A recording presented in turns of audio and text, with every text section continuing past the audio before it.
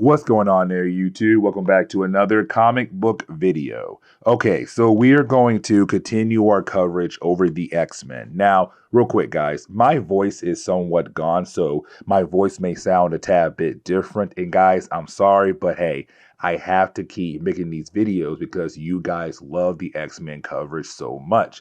Now, with that being said, when it comes to our coverage over the X-Men, we are officially done with the Executioner song. So now it's time for us to work our way up to the next crossover, and that would be Fatal Attractions. Now, when it comes to our coverage, we have to jump back over to X Factor first. And the reason why, because the first chapter we're going to talk about today is really more of X Factor going to a therapy session. Oh, by the way, we're going to cover 3 issues, X Factor 87, 88, and 89. Now, technically, each of those books are kind of like a one-shot, but I want to go ahead and cover all 3 books because I kind of want to pick up the pace when it comes to our coverage over the X-Men. And so when it comes to issue number 87, like I said, it's the X Factor team going to therapy because these guys have gone through a lot in a very short period of time, especially with the idea of, well, the extension agenda, the executioner song, and things happening between those events. And really, for some characters, they had gone through things before those 2 events as well. And so it's kind of about time for our heroes to sit down and go through an actual therapy session to kind of figure out what is actually going on in their minds.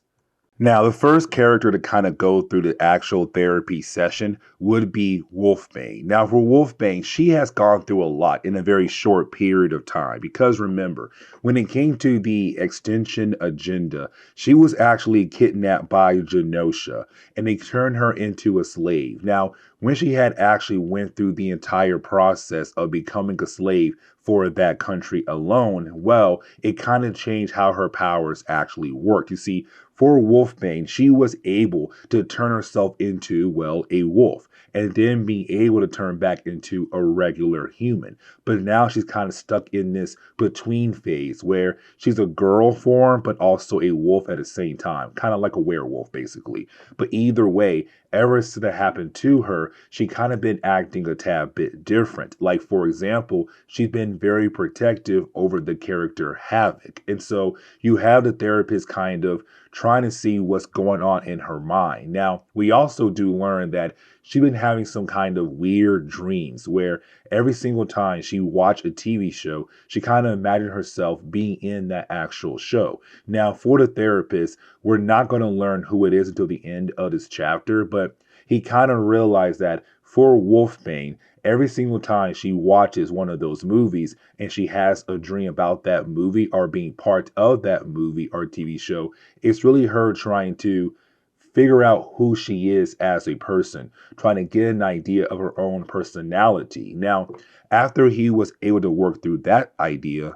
he kind of realized that she has feelings for Havoc because growing up for Wolfbane, she had a horrible father. Now, unfortunately, we're not going to learn the actual origin of Wolfbane until down the road in later books. Just know that she had a father that was a reverend, but the whole guy said like, hey, you know what? You are a mutant, you are a devil child, and began to treat her differently. And so after she was able to get away from him, she began to meet other men in her life who were different, who actually cared for her. Charles Xavier, some on the New Mutants are X-Men, including X Factor like Havoc. And so for the therapist, he kind of realized that maybe Wolfbane has feelings for Havoc, like she wants to be with him because she is a teenager. She's still growing up as a child. Now, the next character we have to talk about would be Quicksilver. Now, for me personally, when it comes to the character Quicksilver, he wasn't really an X-Men character until the 1990s. Let me explain before y'all freak out here. You see, he did first appear over in X-Men comics, but after that, he was more an Avenger character for a good while. And then after that, they kind of pushed him over to, well, X-Men comics again. He joined X Factor. And that's why I say that the early days of Quicksilver is more of like he was an X-Men character, but for a good while, he was more an Avenger character rather than an X-Men character. Either way, by this point, he is officially an X-Men character. But when it comes to Quicksilver, we do learn that this therapy session is really more of kind of learning why he is such a jerk. Because to most people around him, he's impatient, he's a jerk, he's arrogant. But you have him explain why he is like that. Because for Quicksilver, the world around him is just moving too slow because he has super speed. And with that super speed, his mind, his body is always moving at a faster rate than what the world is. And so for him, it's kind of hard to be this patient person, to be this, less arrogant person, because he gets bored very easily. He gets impatient very easily because things around him just move too slow. It's a way to remind us that with someone like him having super speed, his mind and body is at a faster rate than what we are as regular humans.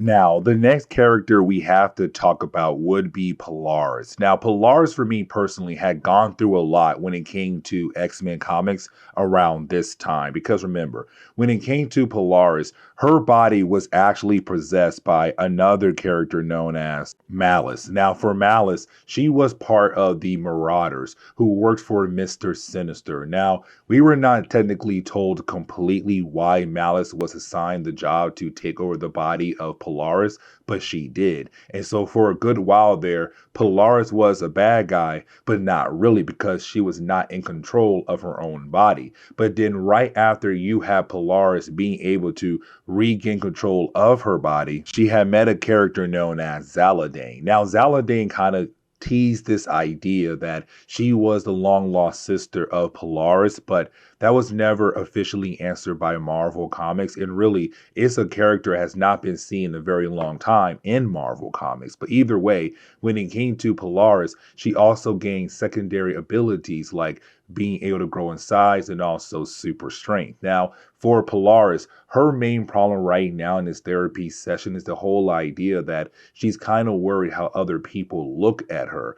And this, for me personally, is a callback to what happened to her when it came to her body being controlled by Malice. Because then to the world, or with other people, she was a bad guy. But in reality, she wasn't, because she was being controlled by another person. But at the same time, she hates having therapy because a therapist has to go into your mind. And it's somebody else who has now accessed her mind, like Malice did when she took over Polaris' body. And so for Polaris, this whole entire session is not going the way that the therapist thought it would. But at the same time, he's here to actually help her. But now we have to shift our focus over to the character known as Strong Guy. Now for Strong Guy, you had Marvel begin to kind of focus on his character a whole lot more around this time in Marvel Comics, because when it came to Chris Claremont, he was kind of like a background character, but you knew that Chris wanted to do more with the actual character. But when he joined X Factor, it was kind of like, okay,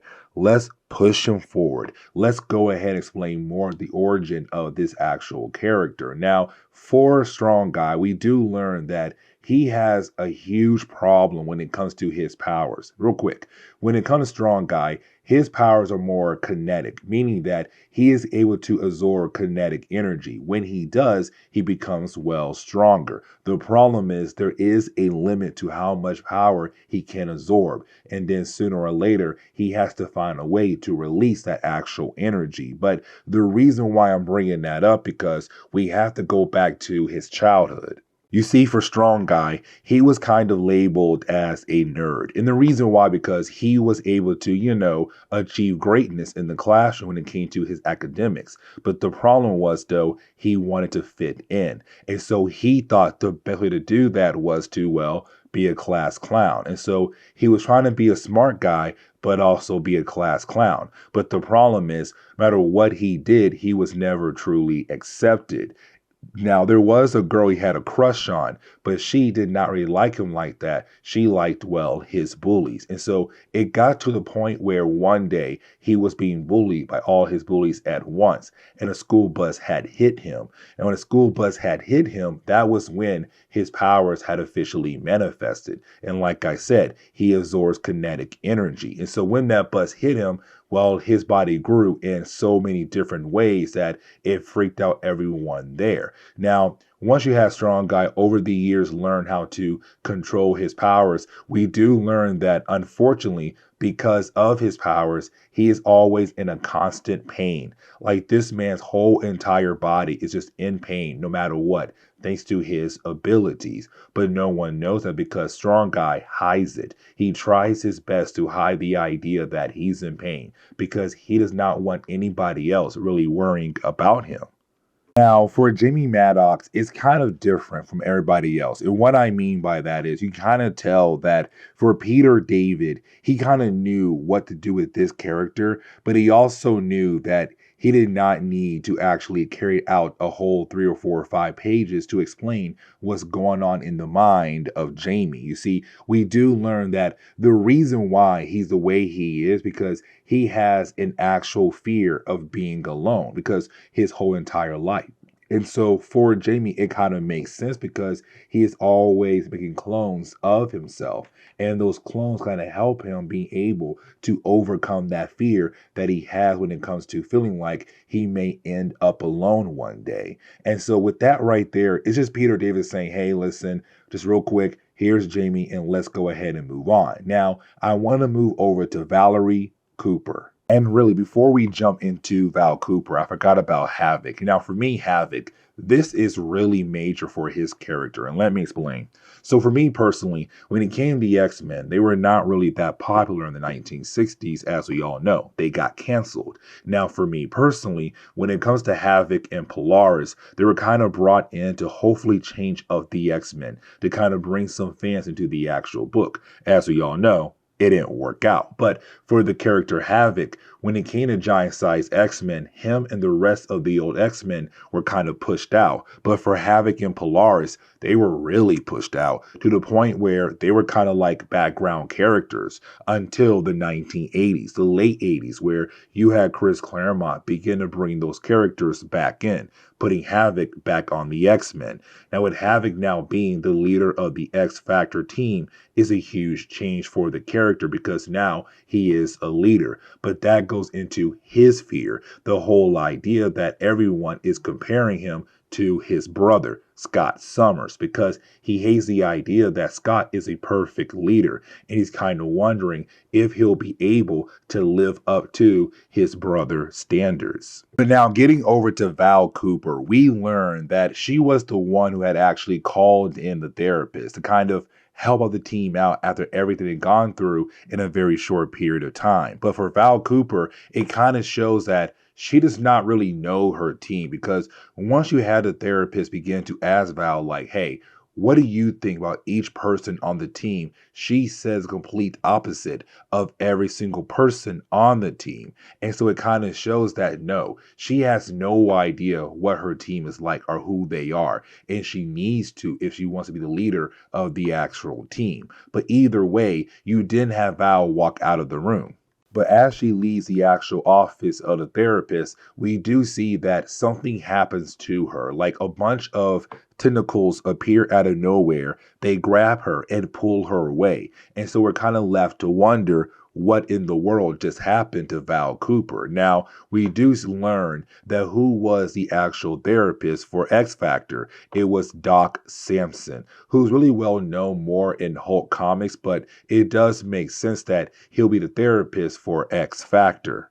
But now we have to jump over to X Factor issue number 88. Now, the opening pages of this book is introducing a new character. Now, this character, at first, we're not going to know a lot about the actual character, but later on, we're going to learn more about him. You see, when it comes to Random, he has the mutant ability to adapt to other mutant powers, meaning that if you try to use your powers against him, his body is going to change to counterattack against your own power to basically help him defeat you. Now, for Random, like I said earlier, down the road in other books when it comes to X Factor, we are going to learn more about the actual character, especially when it comes to a character known as Dark Beast. Now, for Random, he's right now arriving to a situation where he was called in to deal with the Ex-Patriots. Now, the Ex-Patriots are actually a group of characters that we have talked about before. You see, the Ex-Patriots were actually a group of mutants from Genosha. Now, remember, when it came to the late 1980s for Marvel Comics, we were introduced to Genosha. The problem was the country was lying to the entire world about the whole idea that they were paradise. But in reality, paradise was only for the humans. But if you were a mutant, you were a slave. And so for the Expatriates, they were a group of mutants that were slaves on Genosha. They had left Genosha to hope to find a better home to live in. Now, they had no idea that shortly after they had left the country, that Genosha had actually became a better place for both mutants and humans. They're right now trying to live in harmony. Now, when it came to the Expatriates, the last time we had talked about them, they were kind of being able to walk around New York to see what America was like. Unfortunately, one of the mutants known as Taylor, he ran into a group of humans who, hates mutants. And so they beat him down and he was severely injured. And so with his injuries, you had X Factor trying their best to kind of help take care of him, but you didn't have the Expatriates sneak away from X Factor while you had X Factor, the X-Men, X-Force working together to fight against Strife over in the Executioner song. And so they took over a hospital and they are demanding that people actually help out Taylor. And so that is why Random was called, because he deals with these kind of situations.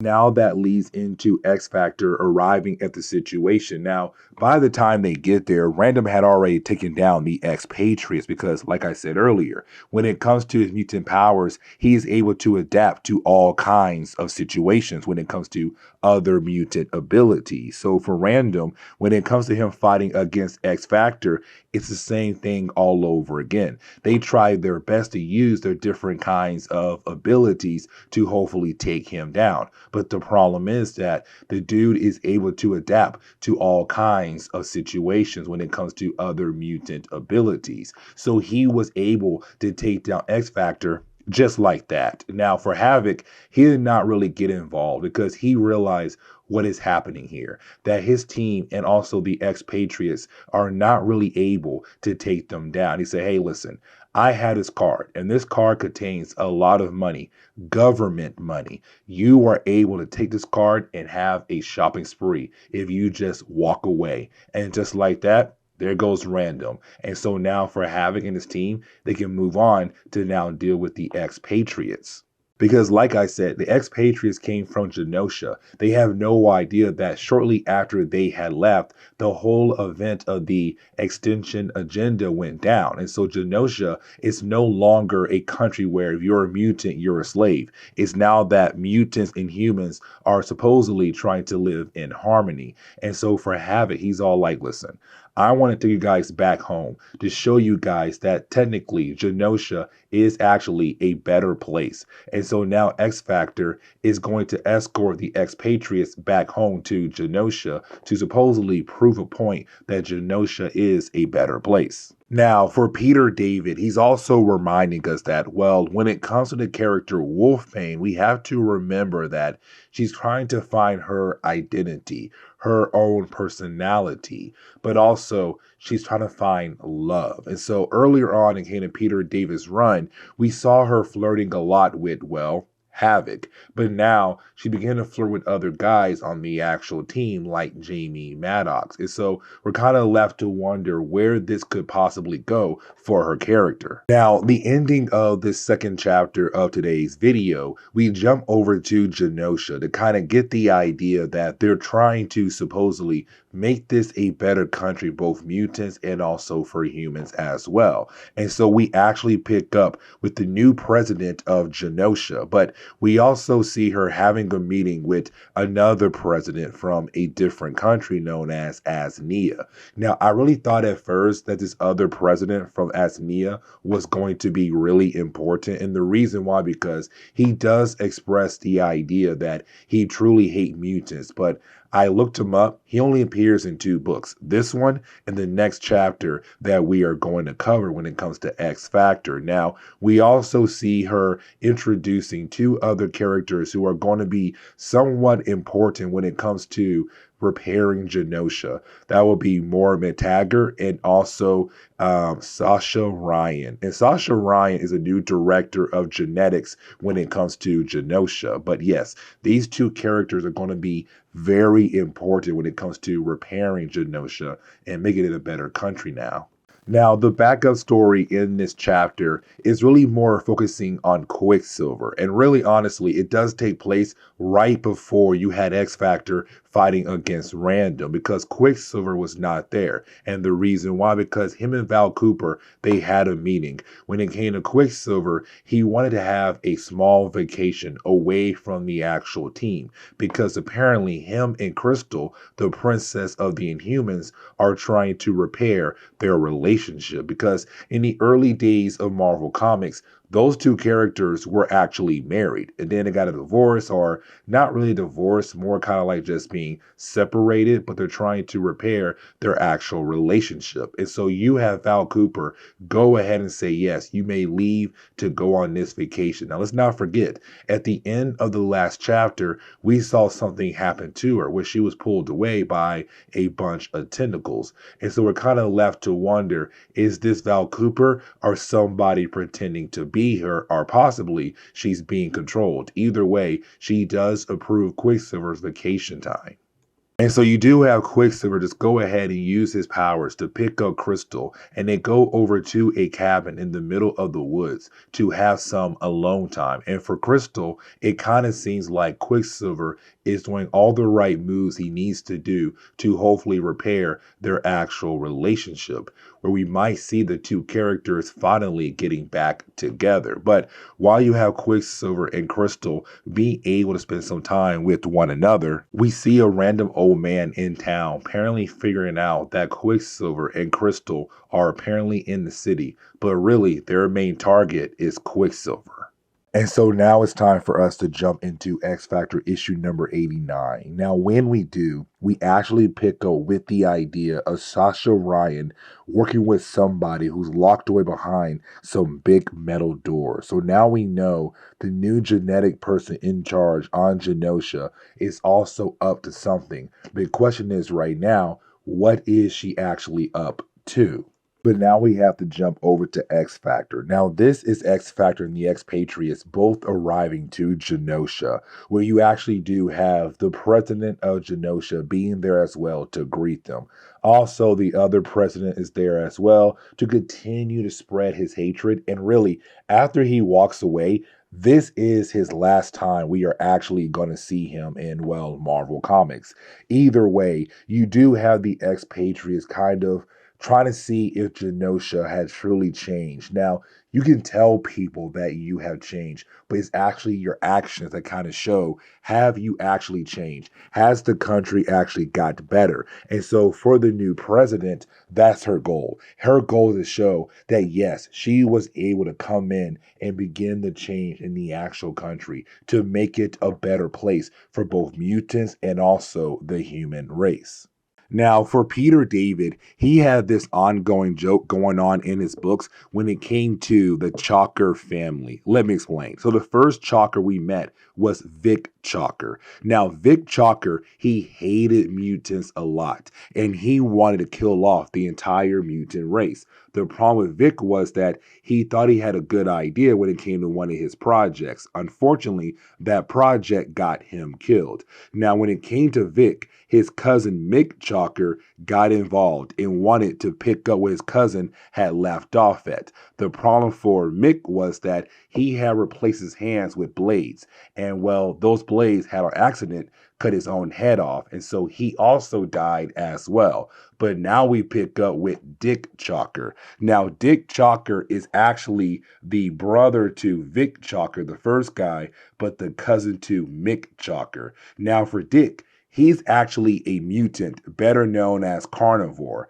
Now, for this mutant, well, he believed it's his fault that his brother and cousin have been killed off. And the reason why, because he was a mutant that had used his abilities to commit crime. And so because of that, he believes that Vic and Mick began to hate mutants because of him. And so now he wants to use his powers to kill off other mutants, but to also get revenge for his lost family members. The problem is that as soon as he leaves his lair, he is ran over by a truck. He is ran over by a truck and he's gone just like that. Now, for Peter David, he wants to show us that the nightmares for Wolfbane, they're getting worse. Like, as she continues on to go to sleep each night, she continues to have different kinds of nightmares. And the nightmares are taking dark turns now. And so sometimes she might wake up in the middle of the night freaking out. Like, for example, right here, she's waking up after trying to get some rest after traveling across the world. And because of her recent nightmares and her freaking out, she wakes up Mormon Taggart. Now, I want to establish that Mormon Taggart used to be like the actual guardian for Wolfbane in the early days of the New Mutants. So for Mormon Taggart, she's kind of like a mother to Wolfbane.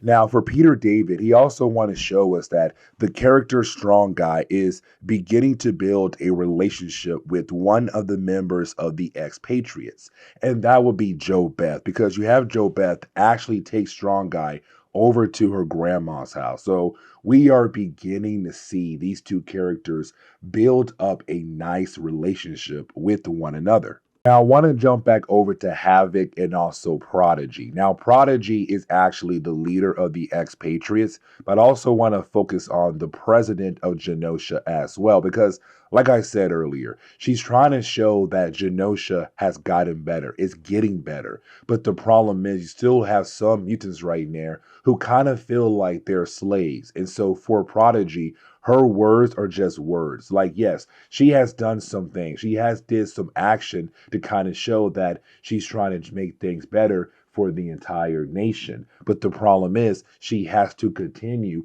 if she wants to get Prodigy on her side. And really, she wants Prodigy there to kind of help with the actual process. Now, I want to jump back over to Wolfbane. Here's the reason why. Because you have Wolfbane getting some tests done by Mormon Taggart. Now, these tests really do show that the reason why Wolfbane is falling in love for Havoc is all because of what happened back in the extension agenda. Let me explain. Because like I said earlier, she was kidnapped and brought over to Genosha. But back then in Genosha, if you were a mutant, you were a slave. The problem was, though, while she was going through the actual process of being turned into a slave, they put her in a slave relationship with Havoc because he was also a slave as well, forcing two slaves to be together. Now, even though Havoc was able to break away from the slave program, and so did Wolfbane, it kind of seems like her mind and body is still trying to adjust from the idea of no longer being a slave. But the problem is, it's still affecting her. And so that is why she's in love with Havoc, because what they did to her when she was kidnapped and brought over to Genosha. Now, the ending of this book really does remind us that there's something going on with Sasha Ryan because we actually see her go confront her mysterious character. And apparently, they have big plans for Genosha, but those plans are now officially on hold. And the reason why? Because X Factor is there. And so for this story, we're kind of left to wonder, where is Peter David gonna take us next when it comes to X Factor? But now we have to jump back over to Quicksilver. Now, for Quicksilver, we're still continuing the whole idea of the possibility of him and also Crystal getting back together because we do see the two characters still at the cabin. They're still spending time with one another. The only thing is, you have Crystal wondering what had changed in Quicksilver, and he tells her that what he has done is gone to therapy. Thanks to therapy, he realized what he wanted in life and how to achieve those things in life, like getting back with his wife, Crystal. And so we are beginning to see a beautiful relationship coming back together. But the problem is, for Quicksilver, he has to go in town to pick up some groceries. Now, you're kind of wondering, how is that actually a problem, though, Fresh? Well, let me explain. You see, when you have Quicksilver arrive at the store, we do learn the store is actually owned by the old man we saw at the tail end of the last chapter. The old man who kind of told somebody that Quicksilver and Crystal were there at the cabin. And so when you have Quicksilver arrive at the grocery store, he does see the old man, but he also sees a reporter. Now, this reporter claims that he reports all superhero things happening on the East Coast.